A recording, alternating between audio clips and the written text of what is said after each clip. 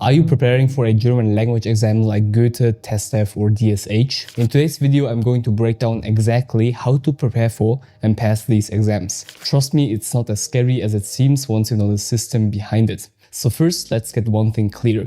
Exams like Goethe or testdaf are standardized tests. So what does it mean? So basically, they not only test your German skills, but it's more about how well you understand the test format. And this is a great thing because it makes them really predictable and you can learn specific test-taking strategies. It's similar to SATs and GMATs. They are also standardized and you can get a lot of test prep books. And the good thing is, you don't need a perfect score to pass a German language exam. For example, in the Goethe exam, you only need 60% per module to pass. Even if you miss a couple of questions in the reading or listening sections, this won't destroy your chances.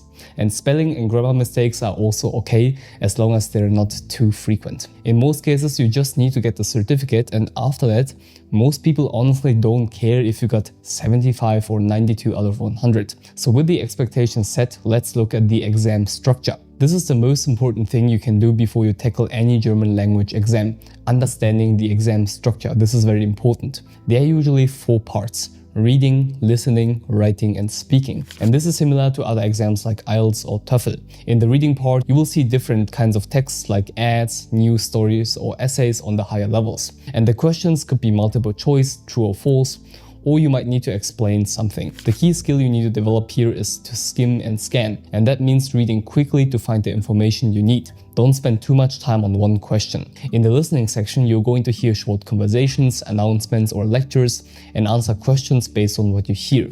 The people in the audio speak normal German, so you might not understand every word they say, but that's absolutely okay. It's all about being able to filter out the key details. That's enough. Now in the listening section, sometimes there are really tricky questions that involve a lot of nuance, but again, it's okay if you don't have all the questions right. Remember, 60% is enough to pass this part. And in the writing section, you might have to write an essay, a formal letter or a short report. As you might know, each type of writing has its own structure and style. And I'm going to talk about this section specifically later in the video. And in the 4th part of speaking section, you could be asked to describe a picture, share your opinion or act out a conversation.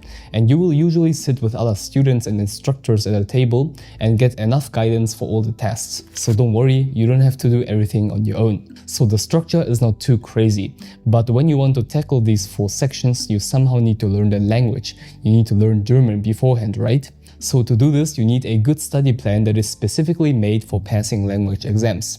The thing is, learning German for fun and learning it to pass a language test are 2 different things. If you're learning just for fun, you can take your time and enjoy things like talking to people, listening to songs or watching movies. It's all about using the language in real life and enjoying it. But if you're studying for a test, you need to focus a little bit more on things like grammar rules, learning specific words and practicing how to answer test questions. So the first step is to understand where you struggle the most. Whether it's listening, writing, grammar or vocabulary, being honest about your weaknesses is the most important thing. We don't want to fool ourselves. Once you know what you need to work on, plan extra time to practice those things. And when learning German, more is usually better. For example, if grammar is hard for you, spend extra time doing exercises on tenses, sentence structure and prepositions. Just pick the topic you're not good at and do it a bunch of times. Practicing every day is the best way to get better here. Try to spend 15 to 30 minutes a day on the main skills: reading, listening, writing and speaking. If you want to pass a language exam, it's all about consistently training the German language muscle. If you're serious about learning German and want to do it effectively, check out my favorite video on the best way to learn German after watching this video. You'll find a link to it in the video description. So after helping a lot of students to learn German, I saw that there are 2 sections in German language exams that cause the most problems: speaking and writing. A lot of students write me messages telling me that they struggle with these 2, and I can absolutely understand. Speaking and writing feel the most intimidating. So let me give you specific strategies you can implement. So for writing, the thing that's going to make your life 10 times better is templates. Templates for everything: essays, letters, emails and so on, because they usually follow predictable formats.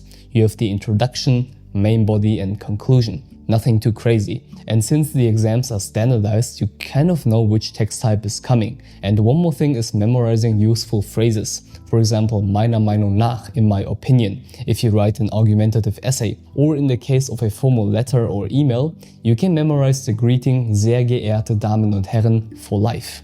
Get it in your head once and you will impress the person who is grading the exam forever. What I also often see is that students try to form too complex sentences. Maybe you want to use every single word that you studied, or want to impress with difficult vocabulary. Well, if you manage to do this correctly, fantastic. But there's also the possibility that stuff goes terribly wrong. And there's nothing more embarrassing than trying to look cool and then failing to deliver. So please keep stuff simple in the exam. Short, precise sentences. Germans really like this one.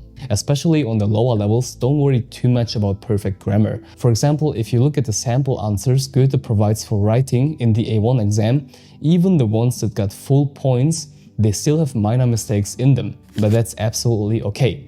The content of the text is more important there, and they just want you to understand what the required text type is. Of course, if you get to the higher levels, C1 and C2, you shouldn't make beginner mistakes. But overall, don't put too much pressure on yourself. Now, speaking is probably the part students are intimidated by the most, and preparing for it is also not that easy. But luckily, exams are standardized, and you kind of know what you need to talk about. There are always common questions that the examiners ask. For example, in the Goethe A1 exam, part 1 of the speaking section always stays the same, no matter what. And by the way, if you want to see a specific video about how to pass the Goethe A1 exam, let me know in the comments down below. But yeah, for speaking, practice common topics like introducing yourself, hobbies, travel, education, or current events. And you can always ask the examiner to repeat the question. There is no shame in doing that. They are also humans and they understand that German is a foreign language to you.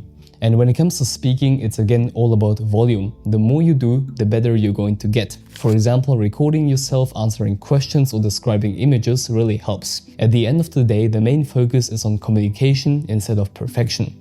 And the cool thing is, on YouTube, you can find recordings of the Goethe exam speaking sessions. They are videos for all levels, straight from A2 to even C2. So many students told me that watching these videos over and over again gave them more confidence. And the interesting thing is that in the C2 exam, the student also made minor grammar mistakes. Yes, on the C2 level of German. This should be the stage where you can basically speak like a native. But the person still made mistakes and it was absolutely okay. Nobody is going to punish you if you pick the wrong article, daddy does. But I would say practice tests are one of the best ways to get ready for German exams, because they show you what the real test will be like. They help you learn the format, the kinds of questions, and how much time you'll have. I always recommend everybody to take 2 or 3 practice tests before the real exam. And for most standardized tests, the more practice exercises you do, the better your exam score will be. This is actually something that has been proven in multiple studies. Thousands of people have passed these exams, and with the right practice, you can absolutely do it. Check out the video on the best way to learn German, and good luck with your exam. Love you and stay focused.